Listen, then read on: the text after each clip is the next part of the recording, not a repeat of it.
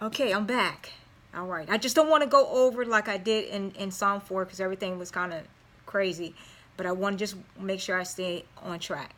But anyway, so it says, give heed to the, in line 2, give heed to the voice of my cry, my King and my God, for to you I will pray. God is our King. He's our God. He's going to be there with us. That's who we go for help. That's who we go for help.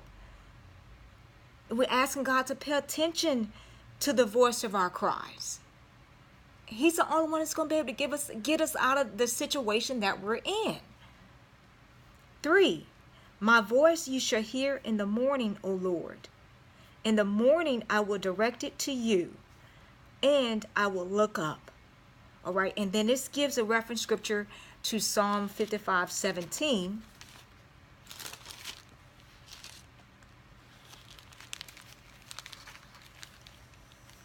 Which says, evening and morning, and at noon I will pray and cry aloud, and he shall hear my voice. Now look at that. Where did he start? He didn't start morning and evening, or he didn't say morning, noon, and night. He said evening and morning, and at noon I will pray and cry aloud, and he shall hear my voice. And I just like, remember Daniel prayed 3 times a day? You know, we have to make our petitions known to the Lord. Does he know that we need something? Of course he does. But he's not going to give it to you if you don't ask. Asking you shall receive. Knocking the door shall be open. Seeking you may find. And then he gives another reference scripture to Psalm 88:13, which says,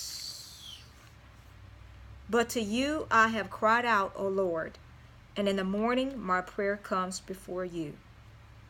All right, crying out to God in the morning. All right, now let's look at line 4. For you are not a God who takes pleasure in wickedness, nor shall evil dwell with you. The boastful shall not stand in your sight. You hate all workers of iniquity. You shall destroy those who speak falsehood. The Lord abhors the bloodthirsty and deceitful man. So it's a lot in there. So he made the transition for acknowledging God. And then now, he made the transition here. For you are not a God who takes pleasure in wickedness. He doesn't. He doesn't. He couldn't even look at Jesus hanging on the cross because Jesus had bore all our sin on him. All right? God cannot dwell in evil, and he's not going to have anything to do with wickedness. He's a holy God, and we can't come to him crazy, and we can't come to him any kind of way. All right? So we have to be, like when Jesus said he's coming back for a church without a spot or a wrinkle.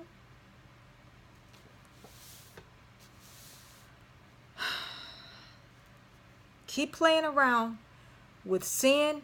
Keep playing around with debauchery. Keep playing around with all kind of stuff. And see where you end up. God's not playing, I'm telling you. All right. For you are not a God who takes pleasure in wickedness, nor shall evil dwell with you, or sojourn with you. The boastful shall not stand in your sight. I mean, we just read that in Psalm 1:5. Where it says, therefore the ungodly shall not stand in the judgment, nor sinners in the congregation of the righteous.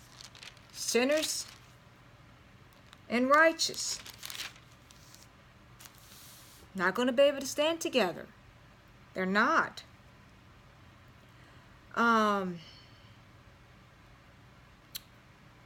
You hate all workers of iniquity. And you hear people say, oh, God is a God of love. God is a God of love. And he's also a God of wrath. He's also a God of justice. He's also a God of mercy.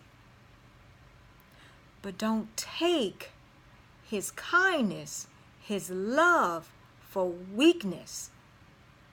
He knows who are his, and he knows who are not. And he says he hate all workers of iniquity. You shall destroy those who speak falsehood. Why he's going to destroy those who speak falsehood. Now, let me just finish this. I know I'm going to go over 5 minutes. Because Satan is false. False has to do with lie, not the truth. It's not the truth. And so whenever you have falsehood, then that's from a fatherhood of Satan.